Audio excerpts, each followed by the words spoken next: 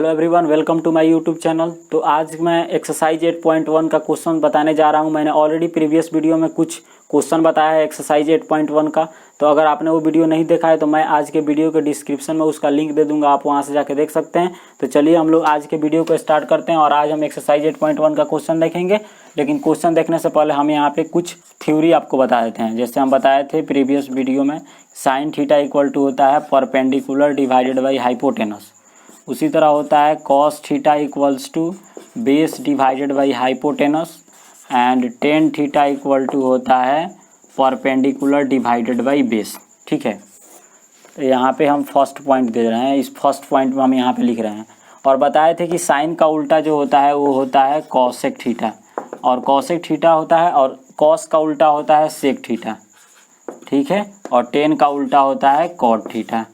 ठीक है, तो यहाँ पे साइन का उल्टा जब कॉसेक होता है, साइन का उल्टा होता है कॉसेक, तो यहाँ पे है परपेंडिकुलर डिवाइडेड बाई हाइपोटेनस, तो यहाँ पे हो जाएगा हाइपोटेनस डिवाइडेड बाई परपेंडिकुलर। उसी तरह कॉस का उल्टा होता है सेक थीटा, तो सेक थीटा में हो जाएगा कितना, hypotenuse divided by base H divided by B. और टेन थीटा का उल्टा कॉट थीटा होता है, तो यहाँ पे हम लिख सकते हैं बी डिवाइडेड बाई पी। या फिर आप उल्टा भी बोल सकते हैं कि कॉसेक का उल्टा साइन थीटा हो जाएगा, सेक थीटा का उल्टा कॉस थीटा हो जाएगा, या फिर कॉट थीटा का उल्टा टेन थीटा हो जाएगा। ठीक है, और यहाँ पे देखिए एक चीज़ हम इन दोनों को हम क्या कर रहे हैं, यहाँ पे रिलेट करके यहाँ पे लिख रहे हैं। तो यहाँ पे देखिए हम लिख सकते हैं क्या, sine theta equals to 1 divided by cosec theta. बिल्कुल लिख सकते हैं। कैसे लिख सकते हैं, यहाँ पे देखिए ये जो साइन है, साइन का उल्टा कॉसेक है, तो यहाँ पे देखिए हम 1 डिवाइडेड बाई में कर दिए, मतलब उल्टा कर दिए यहाँ पे। फिर यहाँ पे देखिए ये हो जाएगा cos theta equal to 1 divided by sec theta, और उसी तरह यहाँ पे हो जाएगा tan theta equal to 1 divided by cot theta. ठीक है, और एक एग्जाम्पल से हम इसको बताते हैं। यहाँ पे एग्जाम्पल नहीं, हम इसी को रिलेट करते हैं। यहाँ पे देखिए जैसे हम बताएं ना आपको कि साइन थीटा इक्वल टू होता है परपेंडिकुलर डिवाइडेड बाई हाइपोटेनस होता है। तो यहाँ पे देखिए हम क्या करने वाले हैं, इस पी को नीचे लाइए। तो पी को जब नीचे लाइएगा तो ये हो जाएगा H divided by P. H के भी नीचे ला दिए और इसको देखिए सॉल्व कीजिएगा तो वहीं आएगा। देखिए 1 into P divided by H, तो ये आ जाएगा कितना, पी डिवाइडेड बाई एच आ गया। ठीक है ना, और यहाँ पे देखिए ये इतना ही आ गया। अब यहाँ पे देखिए ये हो जाएगा 1 divided by H divided by P को क्या बोलते हैं, एच डिवाइडेड बाई पी को बोलते हैं कॉसेक थीटा। तो यहाँ पे लिख देंगे क्या, ये हो जाएगा कॉसेक थीटा, और यहाँ पे तो ये साइन थीटा ऑलरेडी यहाँ पे है ही। ठीक है ना, तो यहाँ पे आ गया ना sine theta equal to 1 divided by cosec theta. उसी तरह यहाँ पे हो जाएगा cos theta equal to 1 divided by sec theta, और tan theta equal to 1 divided by cot theta. ठीक है, तो यहाँ पे ये चीज़ समझ गए आप। यहाँ पे देखिए हम सेकंड पॉइंट बता रहे हैं आपको। सेकंड पॉइंट में हम लिख रहे हैं sine of angle A equals to sine A. इसका क्या मतलब हुआ, यहाँ पे ये साइन ऑफ एंगल ए को साइन ए बोला जाता है। इसका मतलब है कि साइन ए जो है ना, वो साइन ऑफ एंगल ए का शॉर्ट फॉर्म है। हम लोग यहाँ पे लिख देते थे ना sign A, cos A, ten है, तो ये किसका शॉर्ट फॉर्म है, इस चीज़ को हम यहाँ पे आपको बता रहे हैं। ठीक है ना, तो ये साइन ए जो है वो साइन ऑफ एंगल ए का शॉर्ट फॉर्म है। ठीक है, समझ गए। उसी तरह कॉस ए किसका शॉर्ट फॉर्म है, यहाँ पे देखिए कॉस ए जो है वो है कोसाइन ऑफ एंगल ए को बोला जाता है कॉस ए। अब इसको शॉर्ट क्यों हम लोग लिखते हैं, क्योंकि इतना लिखने में परेशानी होगा, इसलिए हम इसको शॉर्ट में लिख करके उसको आसानी से पढ़ सकते हैं। ठीक है ना, तो यहाँ पे हो गया साइन ऑफ एंगल ए को साइन ए बोला जाता है, कोसाइन ऑफ एंगल ए को कॉस ए बोला जाता है। उसी तरह टेंजेंट ऑफ एंगल ए को बोला जाता है टेन ए। ठीक है, अब यहाँ पे समझिए, और टेंजेंट हो गया मतलब साइन कॉस टेन हो गया, और यहाँ पे आ जाएगा साइन का उल्टा, तो इसको बोला जाता है कॉसेकेंट ऑफ एंगल ए को बोला जाएगा क्या, कॉसेक ए। यहाँ पे देखिए कॉसेकेंट ऑफ एंगल ए को कॉसेक ए बोला जाता है। उसी तरह कॉस का उल्टा होता है सेक, तो यहाँ पे लिखते हैं सीकेंट ऑफ एंगल ए को बोला जाता है क्या, सेक ए। ठीक है, और उसी तरह यहाँ पे कॉट का उल्टा होता है, सॉरी टेन का उल्टा होता है कॉट, तो इसको बोला जाता है कोटेंजेंट ऑफ एंगल ए को बोलेंगे क्या, कॉट ए। ठीक है, तो आपको हल्का यहाँ पे ध्यान रखना है, हल्का यहाँ पे ध्यान रखना है। पूछ सकता है कि कॉसेक ए जो है वो किसका शॉर्ट फॉर्म है, मतलब ये संक्षिप्त रूप है इसका, ठीक है ना, कॉसेकेंट ऑफ एंगल ए का। ये ऑब्जेक्टिव में पूछ सकता है, इसलिए हम यहाँ पे लिखा दिए। साइन ऑफ एंगल ए को साइन ए बोला जाता है, कोसाइन ऑफ एंगल ए को कॉस ए बोला जाता है, टेंजेंट ऑफ एंगल ए को टेन ए बोला जाता है, कॉसेकेंट ऑफ एंगल ए को कॉसेक ए बोला जाता है, सीकेंट ऑफ एंगल ए को सेक ए बोला जाता है और कोटेंजेंट ऑफ एंगल ए को कॉट ए बोला जाता है। ठीक है, इतना बात समझ गए। अब यहाँ पे देखिए थर्ड पॉइंट हम बता रहे हैं। यहाँ पे थर्ड पॉइंट में है, ये फर्स्ट पॉइंट बता दिए, ठीक है, ये सेकंड पॉइंट, यहाँ पे थर्ड पॉइंट देखिए। हम लोग यहाँ पे साइन थीटा का अगर स्क्वायर हम करें ना, ध्यान से देखिएगा, साइन थीटा का हम स्क्वायर करें ना तो हम इसको ऐसे भी लिख सकते हैं, साइन स्क्वायर थीटा। ठीक है, ठीक है। और देखिए इसी के हिसाब से कॉस थीटा का स्क्वायर को हम लिख सकते हैं कॉस स्क्वायर थीटा। उसी तरह और सब भी हो जाएगा। देखिए यहाँ पे हम लिख ही देते हैं, टेन थीटा के स्क्वायर को बोलेंगे हम टेन स्क्वायर थीटा, और साइन का उल्टा क्या होता है, कॉसेक थीटा के स्क्वायर को बोलेंगे क्या हम, कॉसेक स्क्वायर थीटा। ठीक है, ठीक है। अब यहाँ पे लिख देते हैं सेक थीटा के स्क्वायर को हम बोलेंगे क्या, सेक स्क्वायर थीटा। और एक बच रहा है, कौन सा हो गया, sine cos tan cosec sec cot, cot है ना, हाँ कॉट। तो कॉट थीटा के स्क्वायर को हम बोल सकते हैं क्या, कॉट स्क्वायर थीटा। ठीक है, तो यहाँ तक तो समझ गए। अब देखिए हम इसके आगे बताते हैं आपको। तो यहाँ पे देखिए जैसे हम बताए ना अभी आपको कि साइन थीटा इक्वल टू हो जाएगा 1 डिवाइडेड बाई कॉसेक थीटा। तो यहाँ पे लिख सकते हैं हम साइन थीटा इक्वल टू, इसको लिख सकते हैं, इसे ध्यान दीजिएगा, यहाँ पे हम लिख रहे हैं, इसको लिख सकते हैं कॉसेक थीटा के पावर -1, बिल्कुल लिख सकते हैं। लेकिन यहाँ पे बताना हम चाह रहे हैं कि इसको हम ऐसे नहीं लिख सकते हैं, कॉसेक इन्वर्स थीटा। अब क्यों नहीं लिख सकते हैं हम बताते हैं आपको। उसी तरह यहाँ पे हम लिख सकते हैं, साइन के बाद क्या आता है, आता है कॉस थीटा। तो कॉस थीटा इक्वल टू हो जाएगा 1 डिवाइडेड बाई क्या, सेक थीटा। और इसको हम लिख सकते हैं सेक थीटा के पावर -1, ये ऊपर जाएगा तो, और ये बराबर नहीं होगा सेक इन्वर्स थीटा के। ठीक है ना। उसी तरह यहाँ पे एक चीज़ और लिख सकते हैं कि टेन थीटा इक्वल टू होता है 1 डिवाइडेड बाई कॉट थीटा, और ये कॉट थीटा जब ऊपर जाएगा तो ये हो जाएगा कॉट थीटा का पावर -1, लेकिन ये बराबर नहीं होगा कॉट इन्वर्स थीटा के। अब यहाँ पे देखिए हम क्या क्या बताए आपको। यहाँ पे हम एक चीज़ बता रहे हैं कि साइन थीटा के पावर -1 नहीं बराबर होगा किसके, साइन इन्वर्स थीटा के। ठीक है, ये बताना हम चाह रहे हैं। उसी तरह हम यहाँ पे लिख सकते हैं कि कॉस थीटा के पावर -1 वो बराबर नहीं होगा कॉस इन्वर्स थीटा के। इसको पढ़ा कैसे जाएगा, साइन इन्वर्स थीटा पढ़ा जाएगा, कॉस इन्वर्स थीटा पढ़ा जाएगा। इसको आगे पढ़ना है आपको, क्लास 12th में पढ़ना है। ठीक है ना। अब यहाँ पे देखिए, यहाँ पे हो जाएगा टेन थीटा के पावर -1 बराबर नहीं होगा किसके, टेन इन्वर्स थीटा के। उसी तरह और भी होगा, यहाँ पे हम जल्दी से लिख देते हैं। तो यहाँ पे हो जाएगा कॉसेक थीटा के पावर -1, ये बराबर नहीं होगा कॉसेक इन्वर्स थीटा के। और यहाँ पे हो जाएगा सेक थीटा के पावर -1 बराबर नहीं होगा सेक इन्वर्स थीटा के। और यहाँ पे ये हो जाएगा कॉट थीटा के पावर -1 बराबर नहीं होगा कॉट इन्वर्स थीटा के। तो यहाँ पे समझिए आप ये बराबर क्यों नहीं हो रहा है। ठीक है ना। तो यहाँ पे देखिए हम जैसे लिखे हैं ना, साइन थीटा के पावर -1 बराबर नहीं होगा साइन इन्वर्स थीटा के। तो बेसिकली हो क्या रहा है, यहाँ पे ये जो है ना वो एंगल देगा, मतलब कुछ एंगल का वैल्यू देगा, मतलब 30 डिग्री 60 डिग्री या फिर जो भी वैल्यू होगा वो एंगल में होगा। और यहाँ पे जो होगा ना ये कुछ वैल्यू होगा। ठीक है ना। तो ये बराबर होगा, कभी नहीं बराबर होगा, एंगल वैल्यू के बराबर होगा, नहीं होगा। तो यहाँ पे देखिए हम एक एग्जांपल से भी आपको बताते हैं।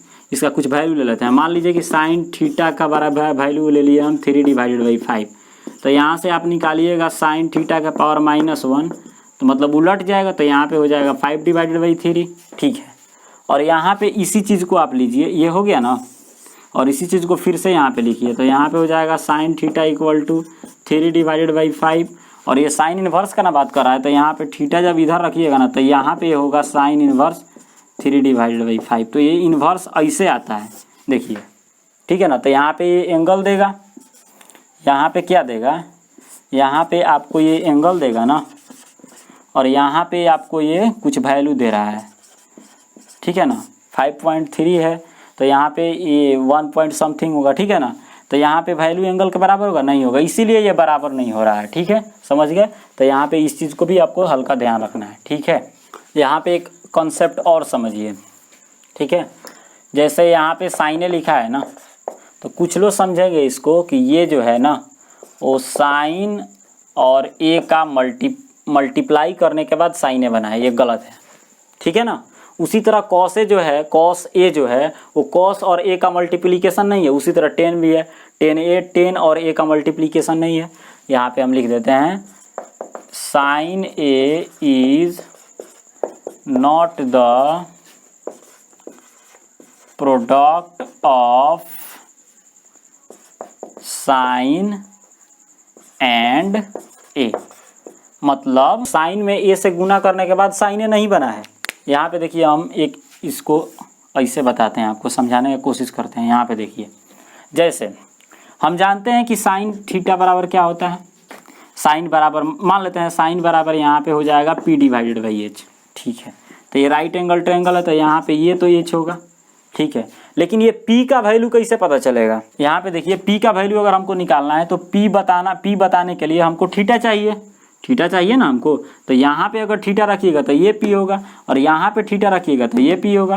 तो यहाँ पे आप थीटा रख दिए तब ना ये पता चला कि ये P है। तो यहाँ पे विदाउट थीटा आप P नहीं बता पाइएगा। तो P जब नहीं बता पाइएगा तो इसका कोई मतलब ही नहीं है, साइन का कोई मीनिंग ही नहीं रह जाएगा। यहाँ पे sine P divided by H हो रहा है, लेकिन पता ही नहीं चलेगा कि कौन P है, ठीक है ना। H तो पता चल जाएगा लेकिन P पता ही नहीं चलेगा, इसीलिए यहाँ पे थीटा रहना अनिवार्य है, ठीक है ना। तभी आप इस क्वेश्चन को मतलब इसको आगे बढ़ा सकते हैं आप, ठीक है। तो चलिए हम लोग एक्सरसाइज 8.1 के क्वेश्चन को स्टार्ट करते हैं। मैंने ऑलरेडी प्रीवियस वीडियो में क्वेश्चन नंबर 6 तक कवर किया था, तो अगर आपने वो वीडियो नहीं देखा है तो पहले आप उसको देखिए फिर इसको आकर देखिए, ठीक है। तो यहाँ पे हम क्वेश्चन नंबर 7 से स्टार्ट कर रहे हैं, ठीक है। और इस क्वेश्चन को हम पूरा नहीं बनाने वाले हैं, ठीक है। आपको बता देते हैं कैसे बनाना है। यहाँ पे बोल रहा है if cot theta equal to 7 divided by 8 evaluate. First में है 1 plus sine theta into 1 minus sine theta divided by 1 plus cos theta into 1 minus cos theta, और सेकंड में है कॉट स्क्वायर थीटा, ठीक है। तो यहाँ पे हमको राइट एंगल ट्रायंगल तो पहले लेना पड़ेगा ना, तो एक राइट एंगल ट्रायंगल ले लिए हम, ठीक है। यहाँ पे कोई नाम नहीं दिया है तो कुछ भी ले लेते हैं, मान लेते हैं ये ए है, ये बी है और ये सी है। थीटा भी नहीं बोल रहा है कि थीटा कहाँ है, तो हम यहाँ पे ले लेते हैं, आप चाहें तो ये पे ले लीजिए, ठीक है। और ये यहाँ पे 90 डिग्री हो गया। तो एक चीज़ तो क्लियर हो गया कि ये यहाँ पे H होगा, थीटा के सामने वाला P होता है। हम ऑलरेडी हमेशा बताते हैं कि थीटा के सामने वाला P होगा तो ये B हो जाएगा। अब यहाँ पे दिया क्या है, सबसे पहले इसको लिखेंगे, गिवन क्या दिया है आपको, cot theta equal to 7 divided by 8 दिया है। cot थीटा बराबर क्या होता है, बोलिए, बेस डिवाइडेड बाई परपेंडिकुलर होता है। तो यहाँ से एक चीज़ क्लियर हो गया कि B का वैल्यू हो गया 7 और P का वैल्यू हो गया 8, ठीक है। तो यहाँ पे B का वैल्यू 7 आ गया, ठीक, बहुत बढ़िया। P का वैल्यू कितना है, 8 है, तो यहाँ पे रख दिए, लेकिन H तो चाहिए ना हमको। तो यहाँ पे हम क्या करने वाले हैं, पाइथागोरस थ्योरम अप्लाई करेंगे। तो यहाँ पे देखिए हम लिखेंगे इन ट्रायंगल ABC, क्या एंगल B जो है वो 90 डिग्री है। तो यहाँ से लिख सकते हैं बाई पाइथागोरस थ्योरम। तो पाइथागोरस थ्योरम क्या कहता है, पाइथागोरस थ्योरम कहता है कि हाइपोटेनस का स्क्वायर बराबर होगा परपेंडिकुलर का स्क्वायर प्लस बेस का स्क्वायर। ये फार्मूला हो गया। तो यहाँ से H चाहिए आपको, H स्क्वायर। तो यहाँ पे H स्क्वायर का वैल्यू, P का वैल्यू कितना है, P का वैल्यू है 8, तो 8 का स्क्वायर हो जाएगा, प्लस B का वैल्यू कितना है 7, तो 7 का स्क्वायर हो जाएगा। यहाँ से आप H निकाल लीजिएगा, ये अंडर रूट हो जाएगा 8 स्क्वायर प्लस 7 स्क्वायर, जो भी वैल्यू आ जाए। तो यहाँ से आप H का वैल्यू निकाल लीजिएगा, तो यहाँ पे H का वैल्यू रख दीजिएगा, ठीक है, H का वैल्यू रख दीजिएगा। अब फर्स्ट में आपको निकालना क्या है, 1 plus sine theta into 1 minus sine theta divided by 1 plus cos theta into 1 minus cos theta. तो यहाँ पे हमको ज़रूरत किस चीज़ का पड़ेगा, यहाँ पे पड़ेगा हमको साइन थीटा का ज़रूरत। तो यहाँ पे साइन थीटा बराबर होता है P डिवाइडेड बाई H, इसका वैल्यू निकाल लेंगे, P पते ही है और H का वैल्यू आप यहाँ से निकाले हैं, तो यहाँ से ये भी निकल जाएगा। कॉस थीटा चाहिए आपको, तो कॉस थीटा बराबर हो जाएगा B divided by H। B का वैल्यू ऑलरेडी मालूम है, एच का वैल्यू आप यहाँ से निकालिएगा तो यहाँ पे ये भी मिल जाएगा, और यहाँ पे इसको वैल्यू को पुट करके इसको जोड़ घटाव जो भी करना होगा कर दीजिएगा, ये बन जाएगा। और कॉट थीटा निकालना है तो बहुत आसान है, कॉट स्क्वायर थीटा निकालना है तो ये तो बहुत आसान है। यहाँ पे देखिए हम इसको बता देते हैं, ये छोटा इसलिए बता रहे हैं। यहाँ पे देखिए हम बताए आपको कि कॉट थीटा के स्क्वायर को लिखा जाता है क्या, कॉट स्क्वायर थीटा, अभी बताए प्रीवियस। तो यहाँ पे हम लिख सकते हैं, यहाँ पे देखिए कॉट थीटा बराबर 7/8 है, हमको ये चाहिए ना, कॉट स्क्वायर थीटा लिखा है या फिर ये भी बोलिए तो दोनों बराबर है। तो यहाँ पे हम लिख सकते हैं 7/8 का स्क्वायर, तो यहाँ पे हो जाएगा 49/64। तो ये सेकंड का आंसर हो जाएगा। फर्स्ट आप यहाँ से निकाल लीजिएगा, यहाँ पे फर्स्ट में यहाँ पे साइन कॉस का वैल्यू रखे तो निकाल लीजिएगा, ठीक है। अब चलिए हम लोग यहाँ पे नेक्स्ट क्वेश्चन को देख लेते हैं।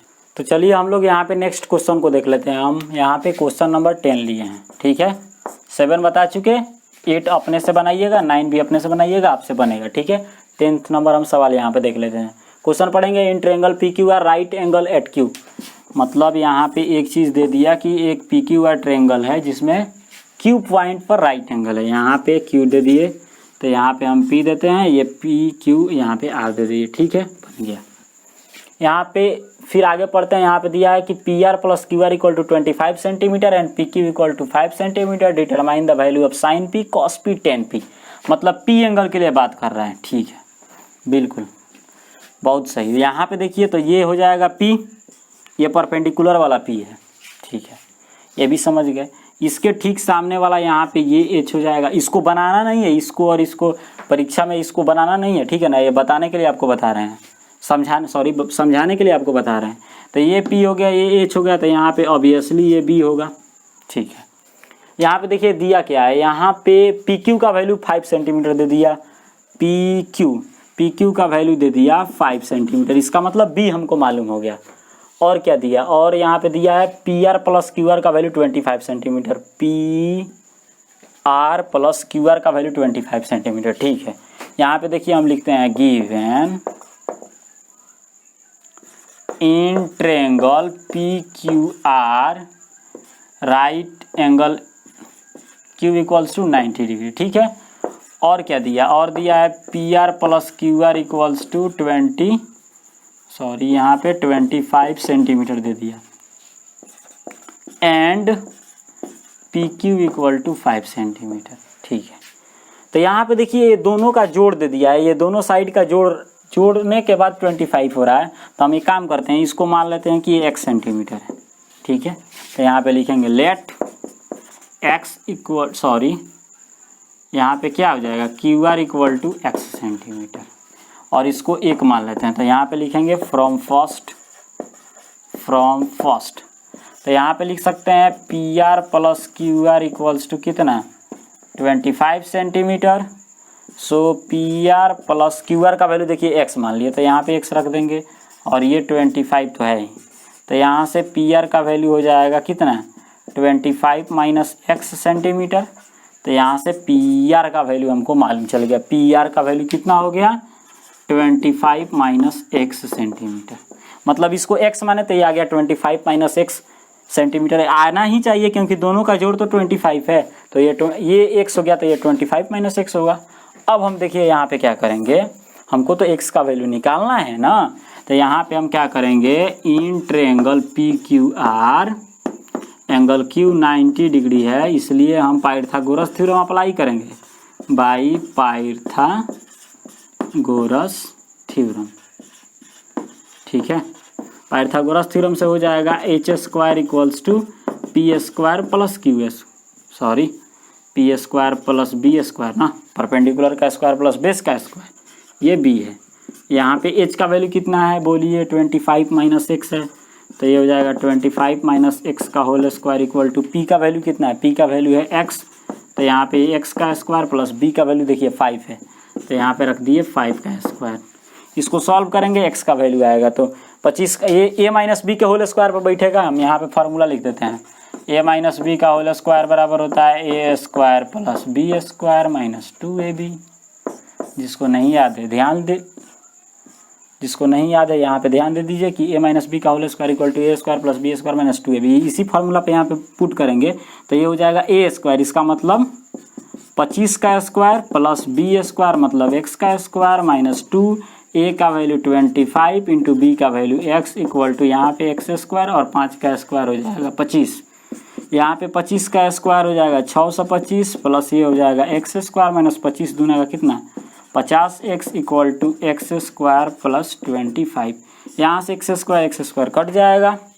अब आप देखिए ये माइनस 50x को हम इधर रहने देते हैं, तो ये माइनस 50x इक्वल टू कितना हो जाएगा 25, और ये प्लस में है तो उधर जाएगा तो माइनस में हो जाएगा, तो यहाँ पे हो जाएगा माइनस 625। आप यहाँ पे ध्यान दीजिए, तो यहाँ पे हो जाएगा माइनस 5050x इक्वल टू कितना 25 में से 625 जाएगा तो कितना हो जाएगा माइनस 600 होगा, तो यहाँ से ये कट जाएगा और यहाँ से x का वैल्यू हो जाएगा 600 डिवाइडेड बाई 50। सॉरी ये 50 तो 0 से 0 कट जाएगा और ये 12 बार में कट जाएगा, 12 × 5 = 60 होता है, तो यहाँ पे x का वैल्यू आ गया 12 सेंटीमीटर। आ गया x का वैल्यू 12 सेंटीमीटर। तो यहाँ पे x का वैल्यू जब 12 सेंटीमीटर होगा तो 25 में से 12 जाएगा तो कितना होगा 13 हो जाएगा, तो यहाँ पे आ गया 13 सेंटीमीटर। ये 25 minus 12 equal to centimetre equal to 13 centimetre हो गया। तो यहाँ पे PVH निकल गया। तो यहाँ पे देखिए हम लिख देते हैं PVH का वैल्यू कितना आया, P का वैल्यू कितना आया बोल दीजिए। P का वैल्यू आया 12 सेंटीमीटर। ठीक है, यहाँ पे लिखते हैं B का वैल्यू कितना आया, B का वैल्यू आ गया 5 सेंटीमीटर, और H का वैल्यू कितना आया, H का वैल्यू आ गया 13 सेंटीमीटर। ठीक है, अब यहाँ से नहीं निकलेगा sign P cos P tan P, आराम से निकलेगा। यहाँ पे देखिए हम बनाए थे, तो साइन P इक्वल्स टू हमको चाहिए, हमको cos P इक्वल टू चाहिए, और हमको क्या चाहिए tan P। Sine P equal to क्या होता है perpendicular divided by hypotenuse, cos P equal to होता है बेस डिवाइडेड बाई हाइपोटेनस, और tan P इक्वल टू हो जाएगा परपेंडिकुलर डिवाइडेड बाई बेस।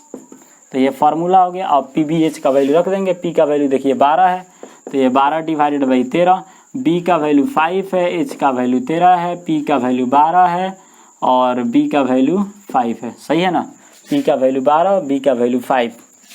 ठीक है, तो यहाँ पे ये इसका आंसर हो जाएगा। समझ गए, sine P cos P tan P का वैल्यू ये हो जाएगा, तो ये इसका आंसर हो गया।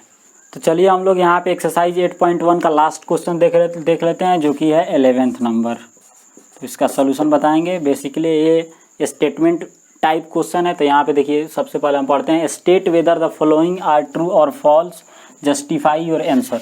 मतलब ये बताना है कि ट्रू है या फॉल्स है, और उसका कारण भी बताना है आपको। ठीक है, क्यों ट्रू है क्यों फॉल्स है। तो यहाँ पे देखिए आप देख लीजिए इसको, the value of 10a is always less than 1। ठीक है, ऑलवेज लेस देन 1 ये बोल रहा है कि 10a का वैल्यू जो होगा वो ऑलवेज लेस देन 1 होगा, मतलब 1 से छोटा होगा। तो सबसे पहले हम 10a लिखते हैं, 10a हो गया ना, तो 10a का वैल्यू जो हो रहा है ये बोल रहा है, सबसे पहले हम ये चीज़ लिखते हैं कि tan थीटा बराबर होता क्या है। 10a दे रहा है तो यही लिखते हैं, तो 10a बराबर क्या होता है P डिवाइडेड बाई B। अब यहाँ पे देखिए ध्यान देने वाला ये बात है कि अगर P का वैल्यू अगर क्या होगा, P का वैल्यू अगर बड़ा होगा, यहाँ पे देखिए हम कंडीशन लेते हैं, if P is greater than B। अगर P का वैल्यू B से बड़ा होगा, बड़ा हो सकता है क्योंकि यहाँ पे देखिए हम राइट एंगल जो ट्रायंगल बताए थे तो उसमें बताए थे आपको कि H वैल्यू जो होगा ना वो इस दोनों से बड़ा होगा, ये P और B से H वैल्यू बड़ा होगा। ठीक है, लेकिन ये हम नहीं बताए थे कि यहाँ पे P जो होता है वो B से बड़ा होता है, या फिर B जो होता है वो P से बड़ा होता है। ये दोनों में कोई भी बड़ा छोटा हो सकता है, लेकिन H सबसे बड़ा होता है। तो यहाँ पे एक कंडीशन, तो यहाँ पे देखिए एक कंडीशन हो गया ये। तो यहाँ से अगर आप 10a का वैल्यू निकालिएगा तो यहाँ से तो ये ग्रेटर देन 1 हो जाएगा, क्योंकि यहाँ पे ज़्यादा हो जाएगा, यहाँ पे कम हो जाएगा, तो ये ग्रेटर देन 1 हो जाएगा। और दूसरा कंडीशन है कि अगर P को हम B से छोटा कर दें तब यहाँ से आप 10a निकालिएगा। तो यहाँ पे देखिए ये B बड़ा है और P छोटा है, तो छोटा में जब बड़ा से भाग दीजिएगा तो इसका वैल्यू क्या हो जाएगा 1 से कम हो जाएगा, तो ये लेस देन 1 हो जाएगा।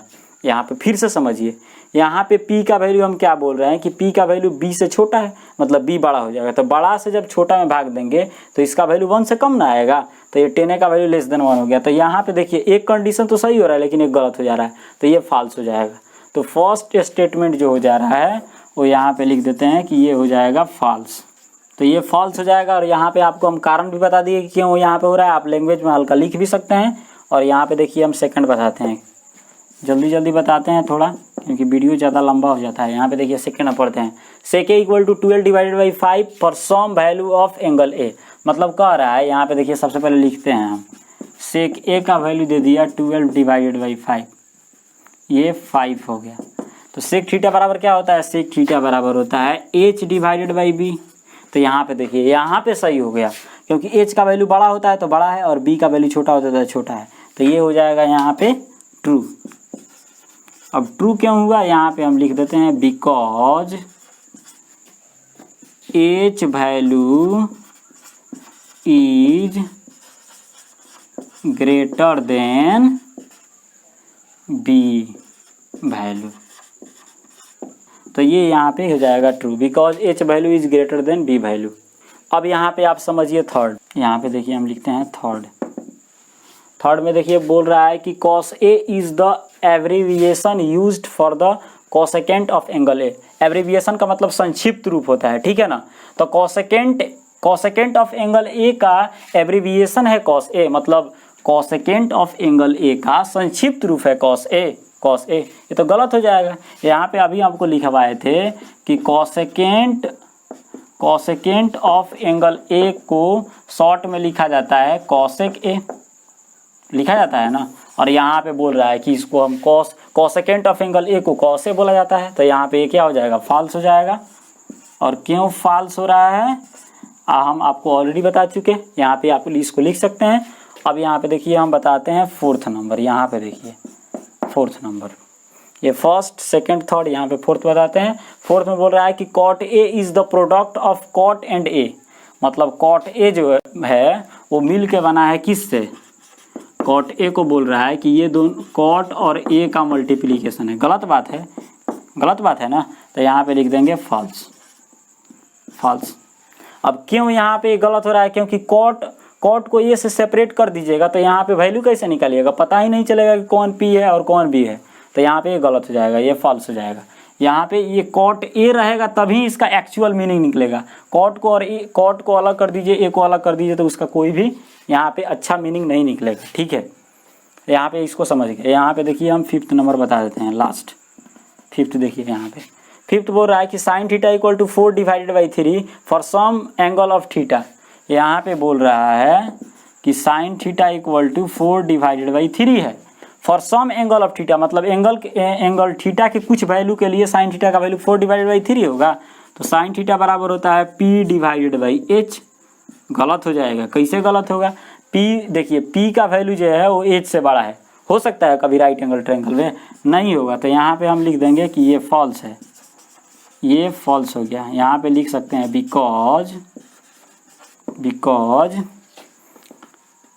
P value is greater then H value, ठीक है। आप इसको इसे लिख सकते हैं कि ये फॉल्स हो जाएगा स्टेटमेंट, बिकॉज P वैल्यू जो है P value is greater then H value. मतलब यहाँ पे P का वैल्यू जो है ना वो बड़ा दे रहा है H वैल्यू से, इसलिए ये रॉन्ग है, ठीक है।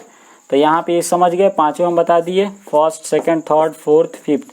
तो यहाँ पे ये फर्स्ट वाला क्या हो रहा है, फर्स्ट वाला क्या हो रहा है, देखिए फॉल्स हो रहा है, सॉरी ये फॉल्स हो रहा है। सेकंड क्या हो रहा है, सेकंड हो रहा है ट्रू, सेकंड हो रहा है ट्रू, थर्ड हो रहा है फॉल्स, ठीक है। फोर्थ क्या हो रहा है, फोर्थ हो रहा है फॉल्स। तो ये भी हो गया फॉल्स और ये भी हो जा रहा है फॉल्स, ठीक है। तो यहाँ पे एक ही ट्रू हो रहा है, सेकंड वाला ट्रू हो रहा है। तो मुझे उम्मीद है कि आज का वीडियो आपको डेफिनेटली पसंद आया होगा। जितना हम चीज़ आपको बताया उसको समझ में आया होगा। अगर आप इस तरह के वीडियो को देखने में इंटरेस्टेड हैं तो आप हमारे चैनल को ज़रूर सब्सक्राइब कीजिए।